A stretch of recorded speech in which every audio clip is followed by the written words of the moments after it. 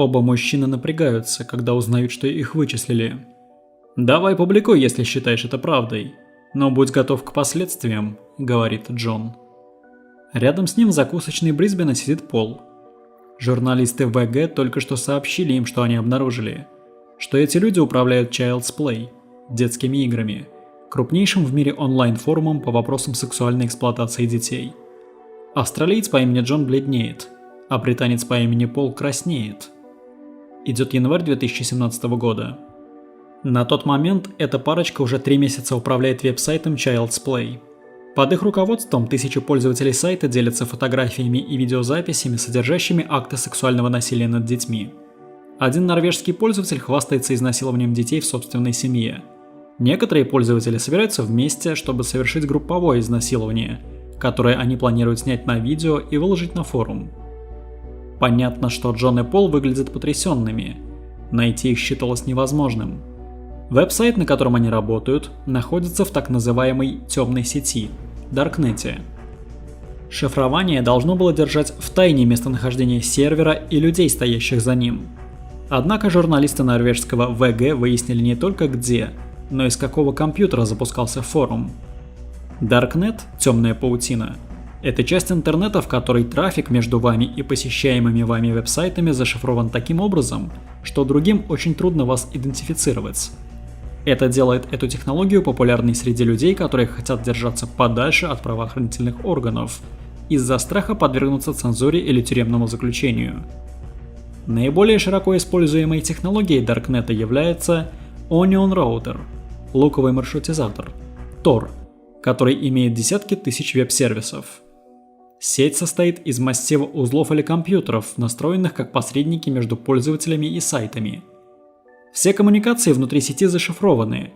Луковый маршрутизатор получил свое название, потому что шифрование является многоуровневым, подобно луковым чешуйкам. Когда вы хотите отправить сообщение на другой компьютер в сети Tor, это сообщение инкапсулируется, упаковывается несколько раз. После инкапсуляции пакет отправляется от вас в цепочку узлов. Каждый узел расшифровывает один слой луковицы, который предоставляет узлу информацию о том, куда пакет пойдет дальше. Каждый узел ничего не знает о получаемом пакете, кроме того, от какого узла он был получен и на какой узел он должен будет отправлен в дальнейшем. Зашифрованное сообщение отправляется на другой узел, а затем на третий и так далее. На каждом узле расшифровываются другие слои пакета, пока самое внутреннее сообщение не достигнет конечного получателя. Когда пользователь получает сообщение, все слои пакета уже развернутые. На основе анализа трафика практически невозможно узнать, кто отправил сообщение или кто посещает службу Tor. И вот прикрытие Джона и Пола было раскрыто. Однако они не преступники. Они работают на острие австралийской полиции в темной паутине и входят в оперативную группу Argus. Джон Роуз возглавляет подразделение. Следователь Пол Гриффитс руководит многочисленными операциями. Теперь ВГ может раскрыть всему миру, что целевая группа Argus почти год проникала в сферу жестокого обращения с детьми в Даркнете, и что само полицейское подразделение делилось фотографиями сексуального насилия над детьми. ВГ знала об операции с января 2017 и внимательно следила за ней, частично отслеживая трафик в Даркнете и частично получая информацию от полиции, судебных органов и других источников по всему миру. Когда осенью 2016 года компьютерный эксперт ВГ Эйнар Отто Стангвик начал расследование сайта и его скандинавских участников, никто понятия не имел, что он раскроет секретную операцию полиции. Только сейчас появилась возможность рассказать историю о том, как оперативная группа Argus, Министерство внутренней безопасности США и полиция Канады и Европы работали над разоблачением лидеров крупнейшего в мире онлайн-сообщества насильников детей. С самого начала у операции Артемида была четкая цель – выявление жертв и их обидчиков. Но нужно ли было при этом, чтобы полиция в течение почти года руководила форумом с детскими изнасилованиями? Где-то в Соединенных Штатах плачет мать, когда узнает, что ВГ обнаружила, что участниками форума были опубликованы фотографии ее дочери, подвергшейся сексуальному насилию. А сам сайт находился под управлением полиции. «Мою дочь нельзя использовать в качестве приманки. Если они используют ее изображение, то нам должны заплатить какую-то компенсацию». По мнению матери, полиция не вправе распространять эти изображения. В тот же период были опубликованы фотографии детей из нескольких других стран. Однако полиция отрицает, что они несут ответственность за то, что было опубликовано на Child's Play до момента их подключения к сайту. Мы не создаем эти сайты. Мы не хотим, чтобы они существовали. Когда мы находим их, мы проникаем и забираемся как можно выше в административной структуре сети, чтобы уничтожить ее. Но мы никогда не создадим форум для преступников, совершающих преступления на сексуальной почве, говорит Джон Роуз. Но кто же создал форум, которым он и Гриффитс управляли? Чтобы ответить на этот вопрос, нужно будет познакомиться еще с двумя молодыми людьми, живущими в двух разных странах.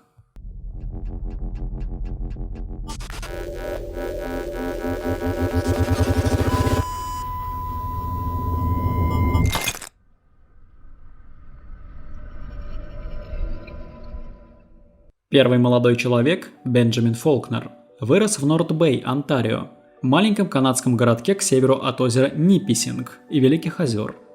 Его дом находился на окраине города с гаражом почти такого же размера, как и главный дом, батутом и надувным бассейном в саду за домом.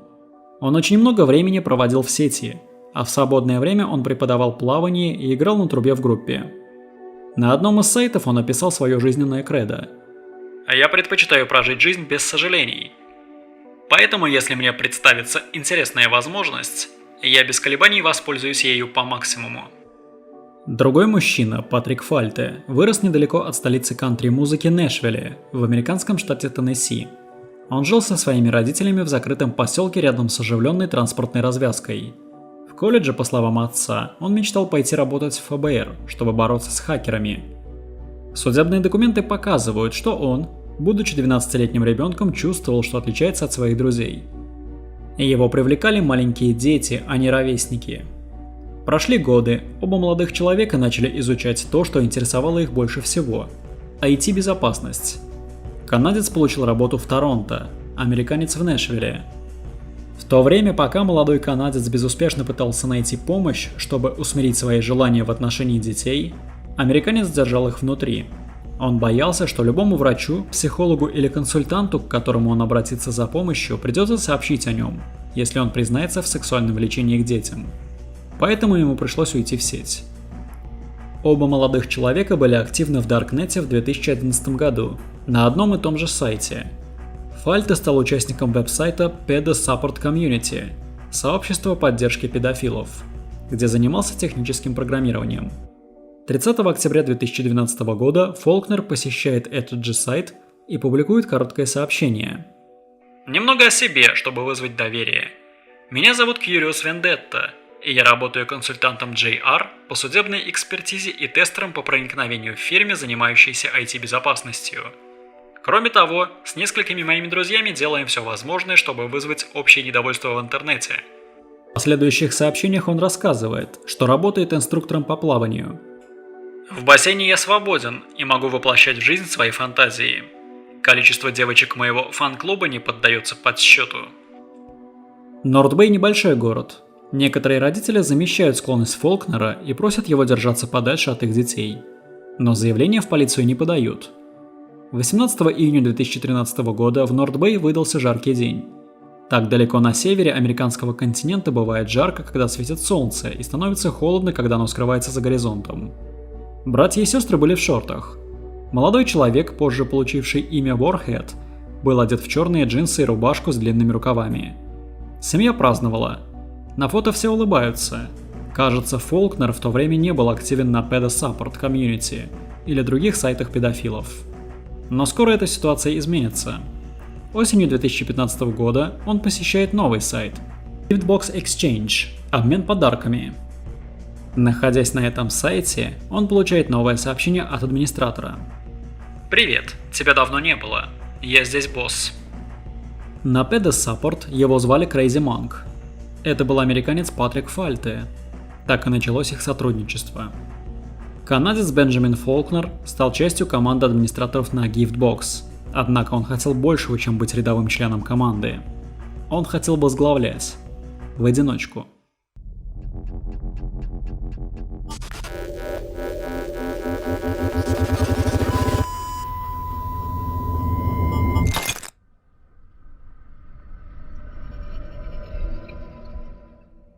Веб-сайт Child's Play был запущен в пятницу, 15 апреля 2016 года.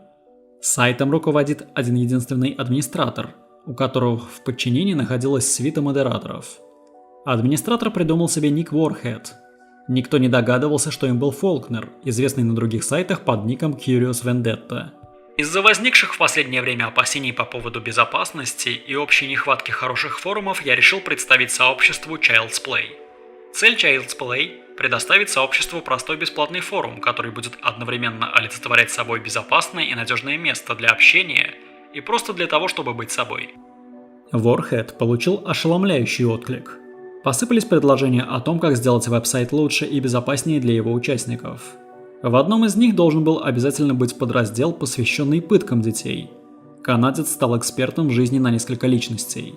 В физическом мире он был спасателем, участником группы, компьютерщиком, старшим братом. В сети он был вожаком своей собственной стаи. В 2015 и 2016 годах под видом Crazy Monk и Warhead Фальте и Фолкнер укрепили свое лидерство в двух крупнейших сетях сексуальных извращенцев и педофилов. На пике своего развития у Giftbox было 45 тысяч пользователей, а на Child's Play, к концу его существования, было зарегистрировано свыше 1 052 000 пользователей. По данным оперативной группы Argus, количество реальных людей было намного меньше, вероятно, исчислялось десятками тысяч. Примерно 100 из них были известны как продюсеры, педофилы, которые снимают на видео изнасилование детей и размещают эти видео на онлайн-форумах. Все это привлекло внимание исследователей всего мира. В Брисбене Пол Гриффитс прочитал все, что эти двое мужчин написали о себе. Он вздохнул. Оба были специалистами по компьютерной безопасности. «Мы никогда не узнаем, кто эти ребята», — сказал он коллегам. Однако он продолжил работать в этом направлении, хотя и не особо верил в свой успех. Warhead и Crazy Monk знали, что их место в темной иерархии насильников детей уязвимо. В частных переписках с другими участниками форума Фолкнер писал, что знает, какая судьба его ожидает. Намного позже в электронном письме издательству VG он выразит такой же стоицизм. Вы не можете существовать в этих сообществах, не осознавая, что находитесь под пристальным вниманием правоохранительных органов. Чем выше вы поднимаетесь в иерархии сообщества, тем больше вы знаете, что за вами следят. Мы предприняли очень много шагов по противодействию этим мерам, которые по большей части сработали. Компьютерный эксперт VG Эйнар Отто Стангвик также следил за Даркнет-сайтом Фолкнера. Используя компьютерную систему, которую он запрограммировал осенью 2016 года, он смог загружать, индексировать и анализировать все публичные сообщения, размещенные на Child's Play. По мере приближения Рождества, Стангвик пробовал различные методы, чтобы узнать, можно ли идентифицировать пользователей форума. Оказалось, что можно. Было идентифицировано несколько участников – норвежцы, шведы и датчанин. Но сам веб-сайт и два человека, стоящие за ним, казались неуловимыми. Вечером 4 января 2017 года Стангвик применил новую тактику. Вместо того, чтобы анализировать текст на самом форуме, он заглянул под капот движка сайта, порылся в его программном обеспечении. Он нашел слабые места форума. Оказалось, что если задать правильный вопрос, сервер может раскрыть свой собственный IP-адрес. Правильный вопрос был задан, и сервер ответил. Он располагался в Сиднее и принадлежал веб-хостинговой компании Digital Pacific. Такая информация может показаться ничего не значащей, но на самом деле это стало сенсационным открытием. Очень немногим людям когда-либо удавалось отследить местонахождение крупного скрытого сервиса в Даркнете. Стангвику потребовалось всего несколько часов, чтобы сделать практически невозможное. IP-адреса и физическое местоположение серверов трудно найти в сети Tor. Так как же компьютерный эксперт VG заставил форум раскрыть эту информацию? Первое. Загрузка изображения. Форум позволял пользователям загружать изображение профиля. Это изображение могло быть загружено как с компьютера, Так и могло быть получено с предоставленного пользователем URL-адреса. Второе. Утечка. Отсюда происходит утечка информации. Программное обеспечение форума или сервер, настроенные для оптимальной безопасности, будут получать изображение удаленного профиля через Tor. В Child's Play этого не произошло. Весь трафик на внешние сайты исходил с реального IP-адреса сервера. Третье. Обнаружение IP-адреса. Сказав форуму получить изображение с сервера, контролируемого Stangvik, он смог увидеть в журналах своего сервера, что исходный IP-адрес принадлежит хостинг-провайдеру в Сиднее – Digital Pacific.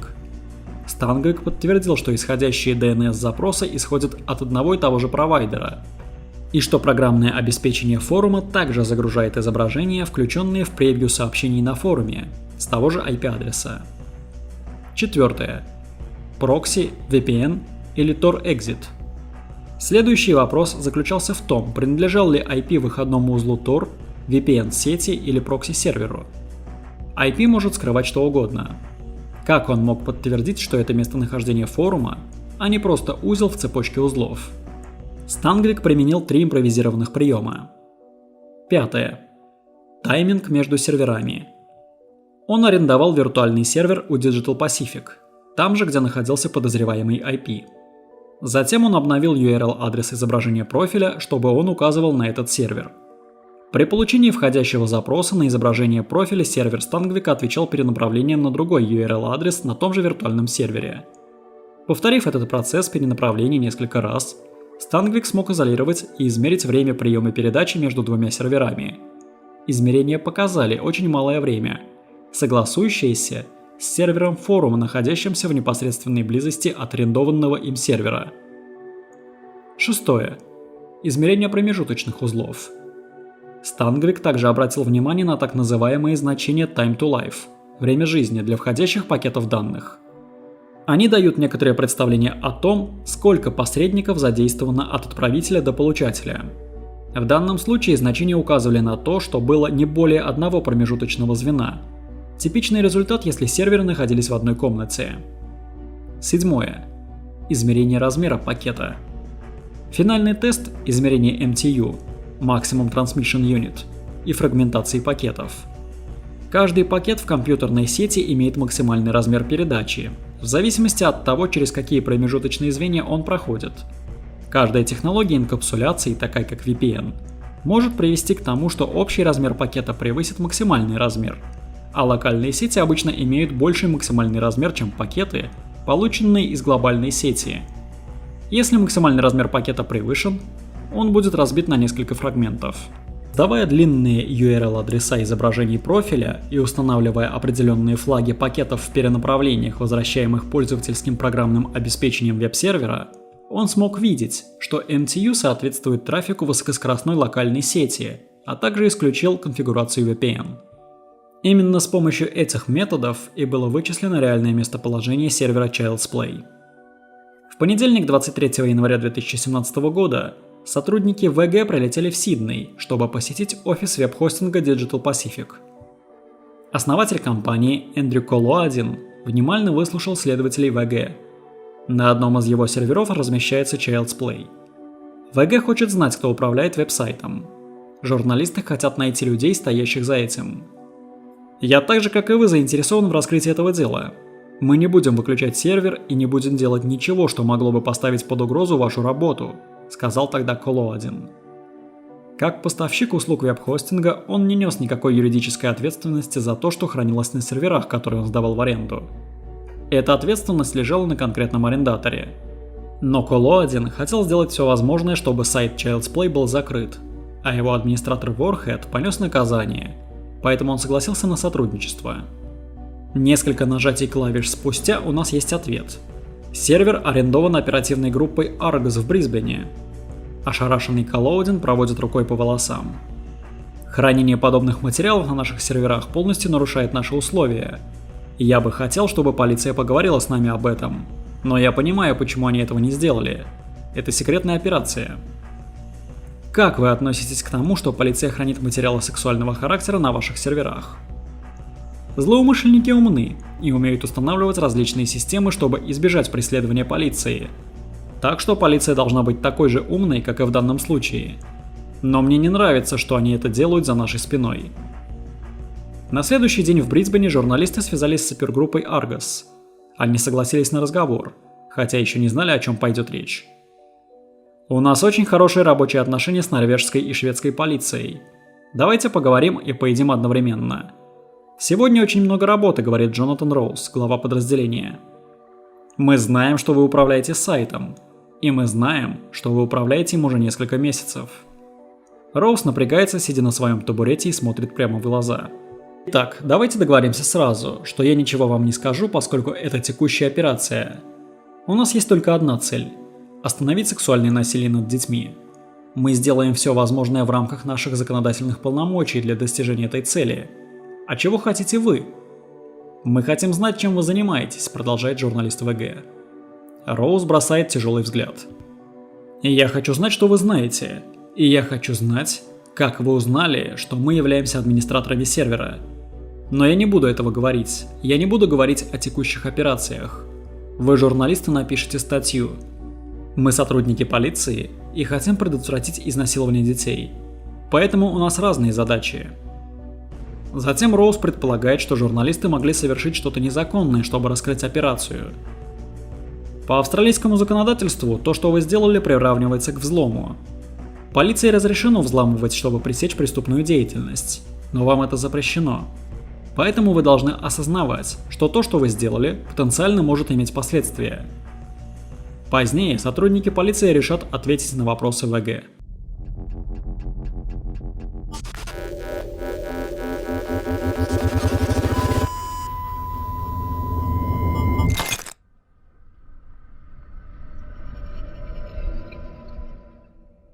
В октябре 2016 года веб-сайт Warheads был перенесен на сервер в Сиднее. Это случилось через полгода после того, как он его запустил. Как это произошло? В мае 2016 года следователь австралийской полиции Гриффитс получил сообщение от полиции одной из европейских стран. Они арестовали человека, который оказался одним из модераторов Giftbox Exchange, веб-сайта, которым управлял американец Фальте. Будет ли целевая группа Argus заинтересована в том, чтобы завладеть учетной записью европейского модератора и действовать под его прикрытием? Оперативная группа заинтересовалась такой возможностью. Это одно из немногих полицейских подразделений в мире, способных имитировать насильников в Даркнете, используя фальшивые имена. У Гриффитса и оперативной группы Argus была четкая цель – контролировать сайт. Пусть он гниет изнутри, пока члены оперативной группы следят за всем общением между участниками. Следователи собрались выявлять виновных и потерпевших, производить аресты. Как только вы получаете контроль над сайтом, вы можете делать все, что хотите. Затем вы можете перемещать его в любую точку мира. Вот как работает интернет, говорит Гриффитс. Человек, личностью которого воспользовалась оперативная группа Argus, был всего лишь модератором. В отличие от владельца Crazy Monka, модератор не имел права перемещать или изменять веб-сайт. Так что пока оперативная группа могла только наблюдать. В последние десятилетия целевая группа Argus сотрудничала с рядом полицейских подразделений в борьбе с сексуальным насилием над детьми. Несколько раз в год следователи из разных стран встречаются для обзора операций и расследований. В другое время они находятся на расстоянии телефонного звонка друг от друга. Они знают, что могут доверять друг другу и получать помощь, часто с другого конца света. Когда следователи из другой страны нашли IP-адрес Giftbox Exchange, они отправили его в Argus. Полиция связалась с хостинг-провайдером, на котором размещался Giftbox. На тот момент они могли захватить контроль над сервером и всеми его данными о посетителях. Но это загнало бы в подполье верхушку администраторов сайта. А именно за ними охотилась полиция. Они решили ничего не делать, кроме как следить за сайтом через черный ход на сервере. Пока группа Argus искала способ завладеть сайтом Giftbox, в Даркнете появился другой сайт – Child's Play.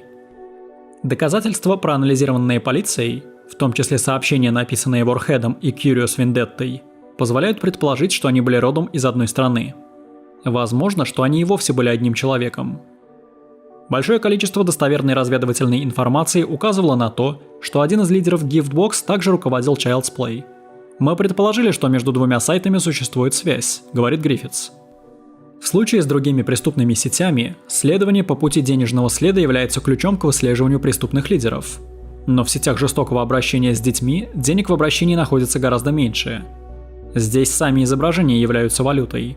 Тем не менее, размещение веб-сайта на сервере стоит денег. В данном случае оплата была произведена в биткоинах, виртуальной валюте, о принципе действия которой было подробно рассказано в другом фильме про Darknet сайт Welcome to Video.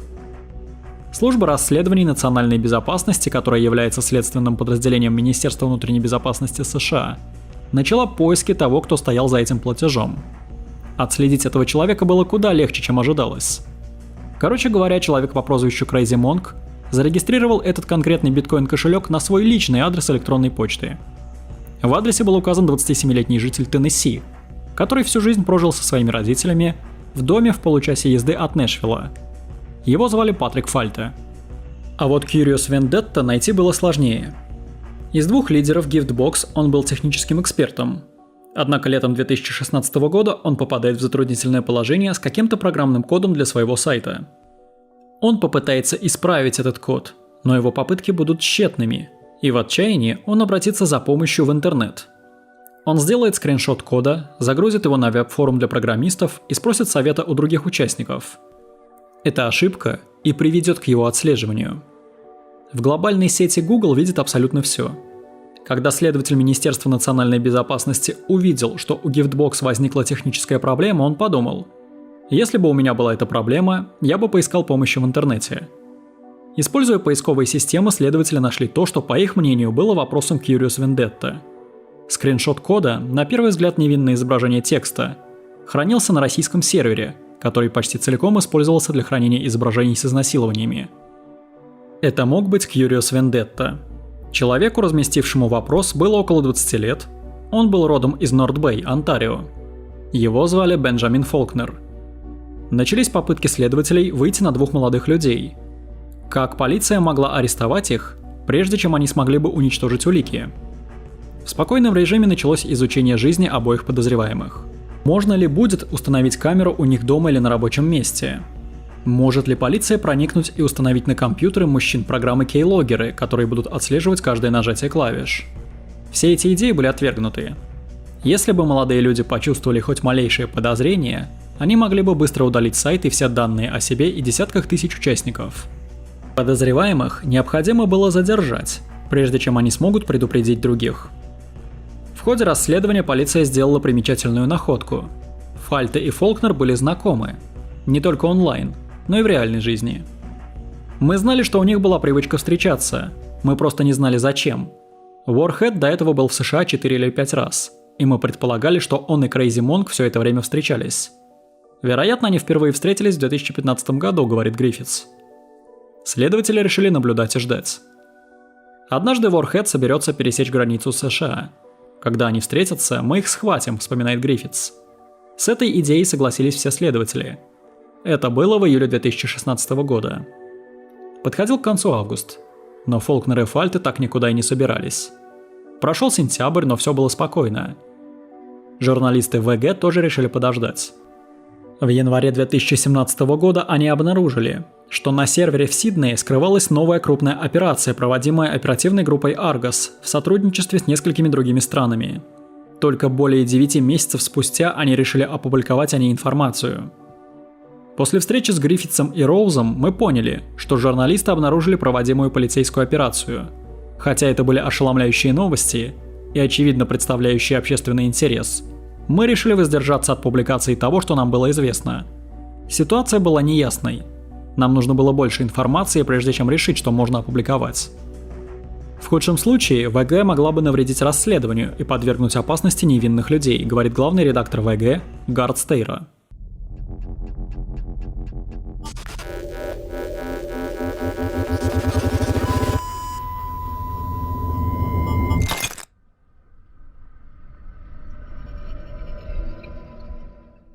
В пятницу, 30 сентября 2016 года, сигналы тревоги сработали в Бостоне, Торонто и Брисбене. Фолкнер пересек границу Канады и США. Еще за день до этого он был очень активен на Child's Play. Это был последний раз, когда форум слышал о нем в последний раз за долгое время. Часы на его компьютере показывали 23:46, когда он вошел в систему как Warhead и написал короткое благодарственное письмо участнику, который разместил фильм, показывающий изнасилование 10-летней девочки. Спасибо тебе за нее. Я не осознавал, что ты сделаешь это так круто. Как только это прошло мимо моего внимания. Затем он уехал. Он вышел из своей квартиры на окраине Торонто, пересек национальную границу, попал в штат Нью-Йорк, а затем отправился на юг, в Северную Вирджинию. Когда Ворхед пересек границу с Соединенными Штатами, таможенно-пограничная служба США направила отчет в отдел расследований внутренней безопасности. Оттуда информация дошла до Канады и Австралии. Фолкнер пересек границу. В Австралии Гриффитс получил сообщение в пятницу днем по местному времени. Следующие несколько дней были решающими. Удастся ли операция? Служба внутренней безопасности проверила местонахождение автомобиля Crazy Monk. Несколькими неделями ранее следователи установили на него устройство слежения. С тех пор машина почти не выезжала за пределы Нэшвилла. Внезапно она пришла в движение. Crazy Monk находился в 200 километрах от дома и направлялся на северо-восток. В течение нескольких месяцев этого ждали отделы расследований национальной безопасности, Аргос и Торонто. Двое молодых людей собрались встретиться.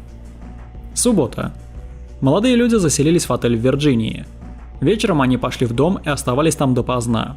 В судебных документах говорится, что агенты национальной безопасности наблюдали за обеими машинами у дома поздно вечером в субботу. В воскресенье утром они оба покинули отель, каждый с сумкой, и остановились в другом доме. В понедельник в 6:30 утра им пришлось неожиданно проснуться, когда вооруженная полиция США выломала входную дверь. Фолкнер был далеко от родного дома. Если бы его схватили в Канаде, наказание было бы гораздо мягче. Загнанный в угол агентами, обыскивавшими дом, ему был предоставлен четкий выбор. «Расскажи нам все, и, возможно, выйдешь из тюрьмы еще до того, как умрешь». Через несколько минут он выдал все: имена пользователей, пароли и ключи шифрования. Ему не терпелось поговорить, рассказывал Гриффитс. В сети он звучал смело и говорил о том, что они готовы к приходу полиции, и о том, что они приняли все возможные меры, чтобы не дать полицейским получить доступ к материалам. Но когда полицейский сбил дверь с петель, направил на него оружие и приказал лечь на пол, канадцу стало ясно, что он находится далеко от дома. В Австралии стрелки часов приближались к 9 часам вечера. Все, что Министерство национальной безопасности получило от Фолкнера и Фальте, было отправлено прямо в Аргос, который немедленно проверил пароли. Были ли они верными? Сообщения летели между Соединенными Штатами и Австралией. Числа следует вводить буквами или цифрами. Неужели они взломали сайт? То, что происходило дальше, имело серьезные последствия. Среди всей информации, которую выдал Фолкнер, все еще сидя в постели во время полицейского рейда, были пароли для Child's Play. Таким образом, одним махом Министерство внутренней безопасности арестовало главарей и администраторов не одного, а сразу двух крупнейших сайтов в Даркнете, содержащих контент с изнасилованиями детей. Все, что было с собой у обоих мужчин, было детально изучено. Карты памяти, компьютеры, пароли, логины, ключи. Полиция знала, что времени мало. Если бы Ворхед и Crazy Monk слишком долго отсутствовали на своих сайтах, пользователи-параноики разбежались бы, и работа полиции оказалась бы напрасной. Фолкнер разработал протокол, гарантирующий, что никто не сможет захватить управление сайтом. Он назвал этот протокол «канарейкой». Ворхед сообщил сообществу, что в начале каждого месяца он будет публиковать сообщение с некоторой информацией о статусе форума. Если сообщение не опубликовано, сообщество должно было предположить, что сайт Child's Play был скомпрометирован или захвачен полицией. Среди сообщений, отправленных в то утро в Австралию, одно было особенным. В нем говорилось, что агенты нашли изображение жестокого обращения с маленьким ребенком. Фотографии были сделаны в субботу вечером. Затем последовало продолжение. «Все получили предыдущее сообщение?» Гриффитс сидел дома один и работал над паролями, когда увидел это сообщение. Полиция нашла 30 фотографий и 3 видеозаписи. Они запечатлели 4-летнюю девочку и то, чему она подвергалась в доме, который посетили Фолкнер и Фальте. На одной из фотографий была идентифицирована рука Фолкнера. Сначала девочку накормили пиццей и мороженым, подарили игрушки, а затем 2 мужика сделали с ней это. Поездка из Нэшвилла занимает более 10 часов.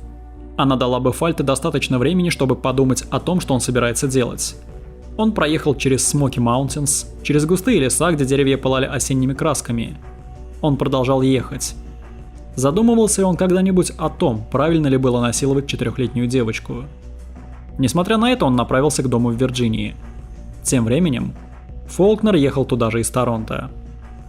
В Даркнете они поделили между собой царство единомышленников, которые восхищались ими и стремились заслужить их расположение. Среди участников форума был мужчина, имевший доступ к 4-летней девочке. По данным полиции, именно он снимал изнасилование. На снимках видно, что как минимум один из 3 мужчин изнасиловал девочку в ту сентябрьскую субботу 2016 года.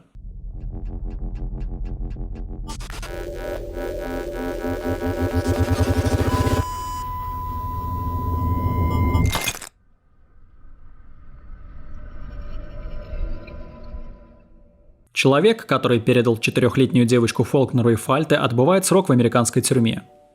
Известно, что этот человек посетил несколько крупнейших сайтов, посвященных жестокому обращению с детьми. Он разместил фотографии изнасилований и попросил других участников помочь найти больше подобного контента. Для него общение с Crazy Monk'ом, администратором сайта, стало большим событием. Чтобы установить контакт, он показал Фальте фотографии ребенка. Вот так все и началось. Несколько недель спустя Фальте прибыл к себе домой. На допросе, как следует из судебных документов, Фальте рассказал, что во время своего первого визита в 2015 году он насиловал ребенка, пока несовершеннолетний не пожаловался. Это был первый из 5 визитов в небольшой дом в Вирджинии. Сразу после Нового года Фальте вернулся. На этот раз с Фолкнером. Полицейские говорят, что не знают, почему Warhead и Crazy Monk решили встретиться, хотя информации об этих мужчинах у них было много. После того, как в июле полиция обнаружила сервер, на котором хранился сайт, она проконтролировала все общение, включая личные сообщения между администраторами. Полиция следила за тем, где они путешествовали по Вирджинии, где ночевали и какие дома посещали. Никто поначалу и не подозревал, что они собирались изнасиловать ребенка. Но нам определенно было интересно, почему они захотели встретиться. Этот вопрос висел над нашими головами, говорит Роуз из Австралии. Некоторые из этих мужчин так отчаянно хотели чего-то большего, чем просто признание, которое они получили в интернете. Они хотят встречаться с такими же людьми, как они сами, хотя бы ради того, чтобы вместе выпить пиво, говорит Гриффитс. Почему их не арестовали до того, как произошло нападение? Мы понятия не имели, что так произойдет. Они никогда ничего об этом не упоминали в сообщениях, которые мы видели о встрече, говорит Гриффитс. Мужчина, снявший на видео насилие над ребенком, подтверждает, что именно так и было. Планы встречи были составлены в зашифрованном чате. Полиция получила доступ к этим чатам только после получения всех паролей от Crazy Monk и Warhead. Фолкнер и Фальте позднее подтвердили эту информацию. Мы специально позаботились о том, чтобы не говорить о подробностях где-либо, кроме TOX, зашифрованного чата, и по одноразовым телефонам с фиктивными номерами. Они были удивлены тем, как много агентам удалось найти в ходе обыска. Я был абсолютно уверен, что у них на нас обоих очень мало доказательств, которые они могли бы использовать в суде, говорит Фолкнер. Наши компьютеры были полностью зашифрованы. Мы все запускали на виртуальных машинах. Все наши съемные носители не содержали ничего подозрительного. Они не должны были ничего знать о том, что происходит в Вирджинии. С точки зрения следственных мероприятий, аресты прошли успешно. Оперативная группа Argus взяла на себя контроль над всеми именами пользователей и паролями Фолкнера и Фальте. Члены оперативной группы Argus прикинулись Warhead'ом, но никто за пределами команды об этом не знал. Гриффитс и его коллеги лихорадочно работали над тем, чтобы узнать все об онлайн-персоне Фолкнера, чтобы выдать его личность так, чтобы никто не заметил. Это заняло больше времени, чем хотелось некоторым участникам Child's Play. Раньше Warhead часто присутствовал на сайте, публикуя сообщения по несколько раз в день. Теперь он молчал. «Кто-нибудь слышал о Warhead за последние 7 дней? Написал ему в личку, никто не отвечает», — написал один из нервничающих участников форума. «Странно, она пропала, а этот форум работает все медленнее и медленнее», — написал другой. Как и большинство участников форума, он использовал местоимение «она», хотя подавляющее большинство были мужчинами. Что-то нужно было предпринять. Если бы форум не получил известия от Warhead'а в ближайшее время, участники посчитали бы, что его арестовали. После чего они могли начать удалять свои собственные следы, а этого нельзя было допустить. Интернет-преступность не имеет границ. Это проблема, но в данной ситуации Argus и ее партнеры обратили это в свою пользу. Полиция Австралии увидела очевидные преимущества в том, что сайтом управляет австралийская полиция, а не европейские силы. Австралийские законы наделяют полицию необычайно широкими полномочиями по отслеживанию подозрительной деятельности в интернете. Во время так называемой контролируемой операции мы получаем от судьи разрешение действовать таким образом, который обычно считался бы незаконным. Нам дано право совершать определенные преступные действия. И мы освобождаемся от судебного преследования, потому что мы расследуем конкретные преступления, объясняет Гриффитс. На встрече в Гааге с ведущими мировыми следователями по преступности в интернете Гриффитс рассказал о случае, когда он взломал чей-то аккаунт на веб-форуме. «Я оглядел комнату и понял, что ни у кого из других следователей не было разрешения сделать то же самое. Технически это было несложно, но по закону им бы этого не позволили», говорит Гриффитс. Это означает, что правоохранители теряют возможность выявить в интернете некоторых из самых злостных преступников. Если бы у них были те возможности, которые есть у нас, я уверен, они бы поймали людей, в которых сегодня поймать не могут. Но делать это нужно правильно, в заданных рамках. Чтобы это работало, у вас должны быть определенные возможности и элементы управления. С разрешения коллеги полицейского из Европы, оперативная группа Argus подключилась к серверу, взяла на себя управление сайтом Child's Play, скопировала его и переместила на сервер в Сиднее, который ВГ обнаружил в январе. Эксперты говорят, что эта передача была сравнима с тем, как Соединенные Штаты когда-то отправляли для допроса подозреваемых в терроризме в страны, где права человека не особо хорошо соблюдаются. В этом случае логика, похоже, та же самая, говорит Йон Вессель Аас, норвежский юрист и специалист по вопросам конфиденциальности и прав человека. Вызывает беспокойство, если полиция пересылает расследование в страну, где у полиции имеется больше свободы действий, по крайней мере, если это делается намеренно и систематически, но правовая картина не ясна. Трансграничные расследования сложны как с юридической, так и с этической точки зрения. В отсутствии четкого регулирования полиция в странах с наименьшим количеством правовой защиты может в конечном итоге взять на себя ответственность за расследование.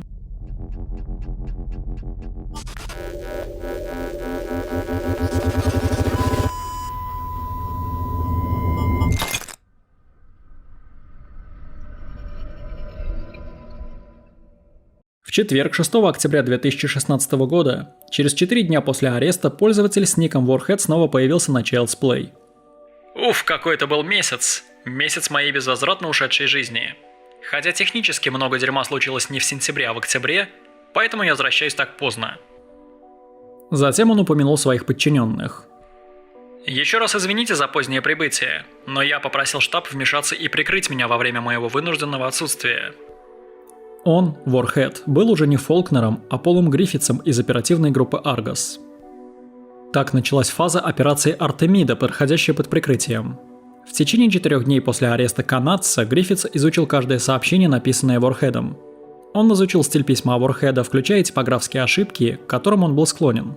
Он знал фрагменты предыстории, которые канадец выложил в интернете. Он делал это днем, а по ночам участвовал в телефонных конференциях с коллегами из Европы и США. В Брисбене было не менее 2 часов ночи, когда все остальные были готовы поговорить. Чтобы войти в сеть под прикрытием, нужно нечто большее, чем просто грамматика и личная история. Чтобы писать как Warhead, Гриффитсу нужно было стать Warhead'ом. Это было умственное усилие, которое было противоестественно для него и его коллег по оперативной группе. Когда вы пытаетесь быть тем, кто много пишет в интернете, кто знает множество людей и чей способ письма и выражения они узнают, вы не можете просто появиться и использовать совершенно другой словарный запас. Вам предстоит изучить пунктуацию, которую он использует, а также смайлы и другие символы. Однако и это не гарантирует успех. Вам нужно понять, что он чувствует. Это разрушительно, действительно сложно. Я работаю в этой сфере 22 года. Просмотр фотографий больше не оказывает на меня никакого влияния. Но сидеть в сети и разговаривать как один из этих парней... Каждый раз, когда я это делаю, у меня такое чувство, будто мне потом нужно принять душ. Гриффитс, которого друзья называют Грифом, считается ведущим специалистом по идентификации жертв и преступников по их изображениям. Он выявляет жертв насилия уже 22 года. Если один человек изнасиловал другого, это было снято на видео. Скорее всего, он это видел. Моя главная мотивация – выявить детей и вытащить их из ужасной ситуации. Вот как мне удается с этим работать. У меня наблюдаются признаки синдрома Аспергера. По крайней мере, так говорит моя жена. Она говорит, что у меня нет сочувствия. Так мне легче продолжать работать. Синдром Аспергера – общее нарушение психического развития, характеризующееся серьезными трудностями в социальном взаимодействии, а также ограниченным, стереотипным, повторяющимся репертуаром интересов и занятий. Также помогает, что Гриффитс обладает фотографической памятью. Он все запоминает в виде картинок. Даже просматривая миллионы фотографий, он знает, какие из них он уже видел раньше, в том числе где и когда. У нас хорошие базы данных, но обычно я нахожу искомое быстрее, чем они. 5 лет назад он увидел изображение. Это была фотография обнаженного мужчины. Гриффит сразу понял, что нашел одного из самых безжалостных и известных злоумышленников в интернете – Фалько. Но Гриф запомнил отметину на пенисе мужчины. Это привело к аресту Фалько и длительному тюремному заключению в Казахстане. Теперь он находится в бегах после впечатляющего побега, в ходе которого он выбросился из окна зала суда и сломал обе ноги, а затем сбежал из больницы. Но именно Гриф однажды отыскал его. Могу вас заверить, что нашей безопасности ничего не угрожает, и я надеюсь, что так будет всегда. Написал Гриффитс в роли Ворхед. Участники форума ему поверили. В течение следующего года члены оперативной группы Argus собирали информацию об участниках сайта Child's Play. Полный контроль над сайтом означал, что они могли видеть все, что там происходит. Читая личные сообщения, удаленные сообщения, адреса электронной почты и пароли, они могли создавать профили участников. Они также могли добавлять фрагменты кода в программу, которая управляла сайтом, что позволяло им находить IP-адреса участников.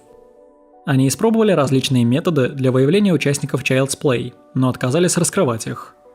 Если бы началась война, как вы думаете, генерал пустил бы вас в центральный пункт управления? Мы не хотим рассказывать этим людям, как мы работаем, и я очень надеюсь, что вы тоже этого не сделаете. Вы не узнаете наших методов работы, сказал Роуз журналистам. Мы пытаемся сделать то, чего еще никому не удавалось. Так что в каком-то смысле мы пишем свои собственные. Я не говорю правила, но мы пишем свой собственный сценарий. Мы используем методы, которые раньше нигде не применялись. И не всегда знаем, как подготовиться к результатам, добавляет Гриффитс. Будучи своего рода антропологом тьмы, Гриффитс изучил культуру интернет-сообщества насильников детей.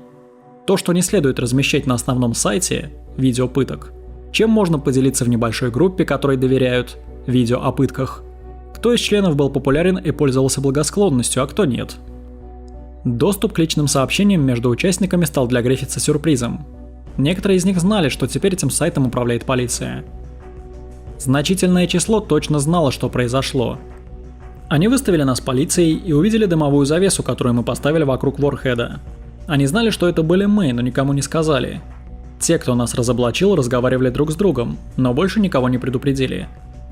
Гриффитс старался писать как можно меньше постов, но был один, от которого австралийская полиция не смогла уйти. Ежемесячное обновление статуса Warhead. Между настоящим Warhead'ом и участниками форума была достигнута договоренность о том, что отсутствие обновления статуса будет сигнализировать о том, что сайт захвачен другими людьми. Вот почему сообщения были так важны и должны были быть написаны в том же стиле, что и всегда. По правилам Фолкнера, каждое обновление статуса должно было заканчиваться фотографией сексуального насилия. Предполагалось, что полиция не сможет делиться такими изображениями, что лишит нас возможности управлять сайтом, говорит Гриффитс, британец по происхождению. В Британии мы не смогли бы этого сделать, но когда ты долго работаешь в этой сфере, становится очевидно, что и как нужно делать. Это дает нам возможность выявить тех, кто совершает новые изнасилования. Большинство из них, вероятно, уже видели фотографии, которыми мы могли бы поделиться. 3 января 2017 года оперативная группа Argus опубликовала ежемесячное обновление Warhead. В нем они описали о работе, которую Warhead проводил на форуме, якобы для того, чтобы сделать его более безопасным для участников. Сообщение завершалось словами: «Я надеюсь, что некоторые из вас смогли сделать особенный подарок самым маленьким в вашей жизни и провести с ними некоторое время. Это прекрасное время года, чтобы уютно устроиться возле костра и сохранить воспоминания». Он завершил свое сообщение, как и требовалось, 2 изображениями с изнасилованием детей. «Можно ли рассматривать это сообщение как поощрение сексуального насилия?» – задал вопрос журналист. «Ну нет, я так не думаю», – ответил Гриффитс. «Все можно прочитать между строк, но это не обязательно означает, что мы что-то поощряем. Возможно, мы говорили о сексуальном насилии на разных форумах и платформах, но мы никогда не поощряли насилие. Распространение любого такого изображения является жестоким обращением с ребенком. Однако мы можем оправдать это тем, что это делается ради общего блага и предотвращения продолжающегося жестокого обращения с детьми. Как вы думаете, что чувствуют дети, изображенные на тех фотографиях, когда вы делитесь ими в сети? Надеюсь, они понимают, что мы пытаемся поймать как можно больше правонарушителей». Кариса Бирн-Хессик, профессор права Университета Северной Каролины, подвергает сомнению аргументы Гриффитса. Она является одним из ведущих мировых экспертов по правовым вопросам, занимающимся расследованием подобных преступлений. Похоже, что полиция рассказывает одну историю о том, насколько вредны изображения, когда ими делятся другие, и другую историю, когда ими делится сама полиция. Это своего рода лицемерие, которое мне очень не нравится. Но это проливает свет на аргумент, что любое распространение такого изображения является злоупотреблением. Если полиция заявляет, что делится только изображениями, которыми уже делились ранее, это означает, что полиция не считает, что любой обмен вреден.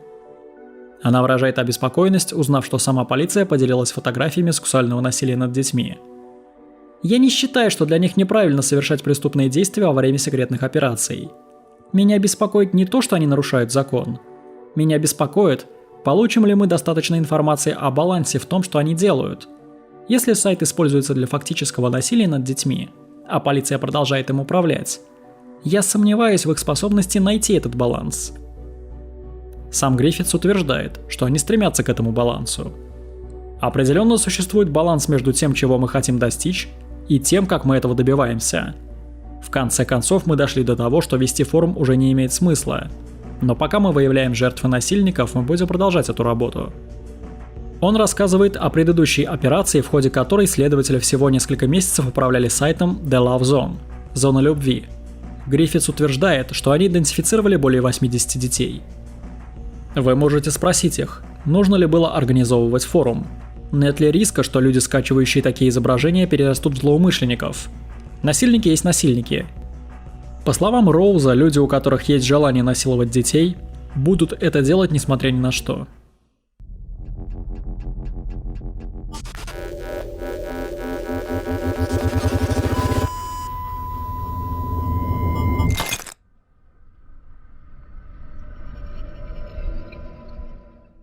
«1 сентября 2017 года ВГ связывается с женщиной в Нью-Йорке.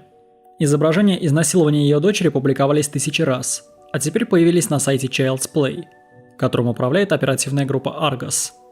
Она начинает плакать, затем берет себя в руки. Они не могут утверждать, что в долгосрочной перспективе это принесет пользу моей дочери, поскольку поможет им поймать других педофилов.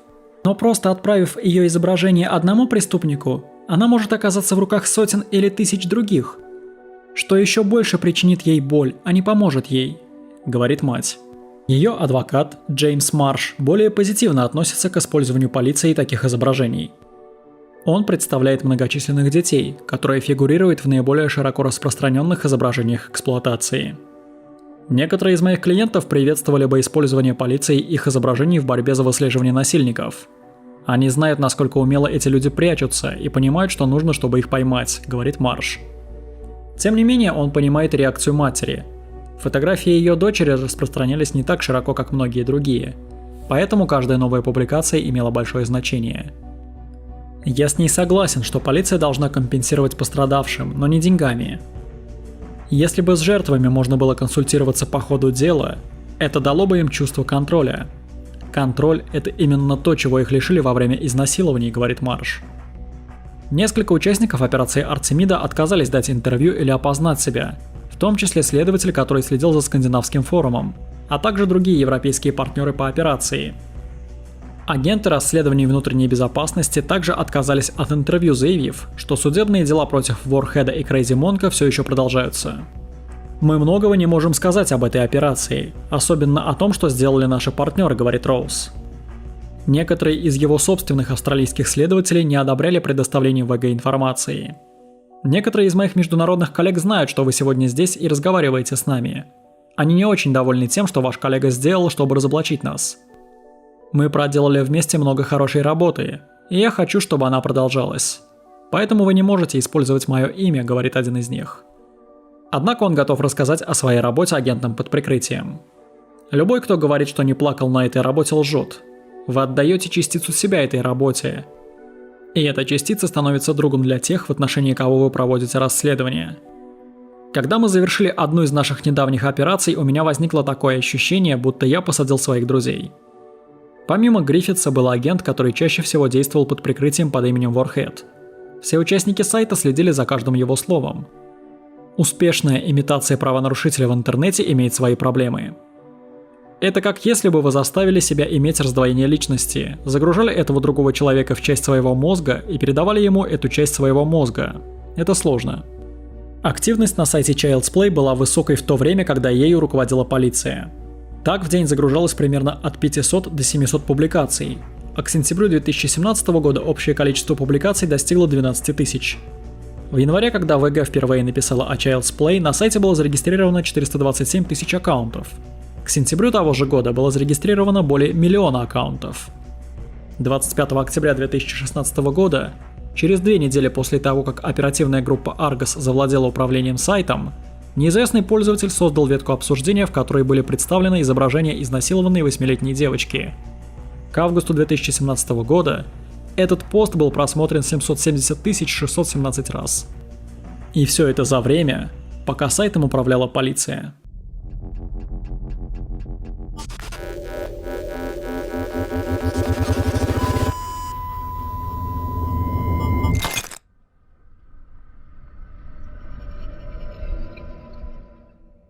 Среда, 13 сентября 2017 года.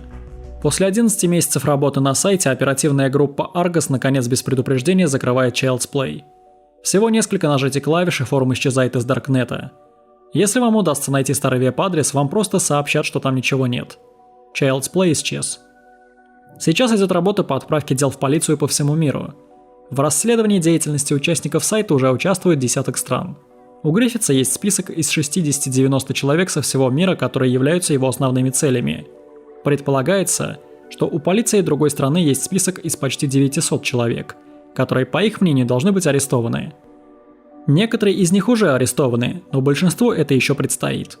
Канадская полиция заявляет, что они идентифицировали и спасли дюжину детей и передали около сотни случаев в другие страны. Члены оперативной группы Argus отказались сообщить цифры. Также неясно общее количество выявленных и спасенных детей. СМИ склонны использовать такие фигуры, как оружие, против нас и наших коллег по всему миру. А мы этого не хотим, говорит Гриффитс. Профессор Хессик задается вопросом о цифрах. Если они проводят расследование, даже не проверив, арестованы ли люди, Аргусу трудно утверждать, что такие полицейские операции необходимы. Я обеспокоена тем, что полиция очевидно считает, что им не нужно оправдывать такую операцию, говорит она. ФБР провело аналогичную операцию Welcome to Video в 2015 году, но цифры не публиковались в течение 2 лет. По данным ФБР, в результате операции были арестованы или осуждены 870 человек, а 259 детей были спасены или опознаны. Наша задача сделать так, чтобы мы играли на одном уровне с обидчиками. Если мы этого не сделаем, они всегда будут на шаг впереди, говорит Джон Роуз.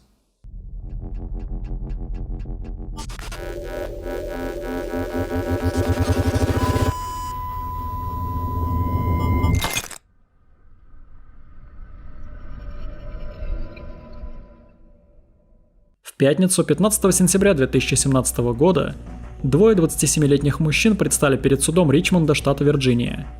Прокурор потребовал приговорить каждого к 50 годам лишения свободы. Адвокаты обвиняемых заявили, что 30-летние сроки были бы более уместны. Судья не согласился ни с одной из сторон и приговорил обоих администраторов сайта Child's Play к пожизненному заключению. Ни один, ни другой никогда не выйдет на свободу. Не потому, что они, как Crazy Monk и Warhead, вели крупнейшие интернет-форумы, связанные с изнасилованием детей, а потому, что, будучи Бенджамином Фолкнером и Патриком Фальте, изнасиловали 4-летнюю девочку. В Теннесси прокуратура готовится судить людей, обвиняемых в организации другого похожего сайта – Giftbox Exchange. В электронном письме из тюрьмы Фальте и Фолкнер сообщают, что будут бороться со своим делом в суде. Нам бы хотелось больше поговорить о GBE, C-Play и некоторых других сайтах, но мы не сможем поговорить об этом до завершения расследования в Теннесси. При этом мы, возможно, годами принимали участие на всех уровнях, начиная с обычного пользователя и заканчивая модерированием, администрированием, владением и созданием нескольких сайтов, чатов и сервисов. Пишут Фальте и Фолкнер. 2 года спустя Фолкнера приговорили к 35 годам заключения за участие в предприятии по эксплуатации детей. Фальте получил такой же приговор. Когда прокурор читал список онлайн-преступлений Фолкнера на втором слушании приговора, тот закрыл лицо рукой. Его плечи тряслись и казалось, что он плачет. Но на самом деле он тихо смеялся про себя.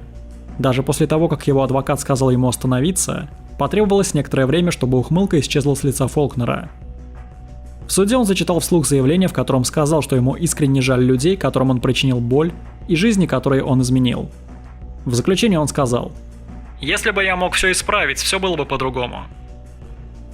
Эндрю Лесли из Мидлбурга, штат Флорида, был приговорен к 30 годам тюремного заключения за участие в предприятии по эксплуатации детей, где он был VIP-членом Giftbox Exchange. Лесли также управлял еще одной даркнет-сетью, посвященной эксплуатации детей, в которой размещались видеоролики о жестоком сексуальном насилии над детьми.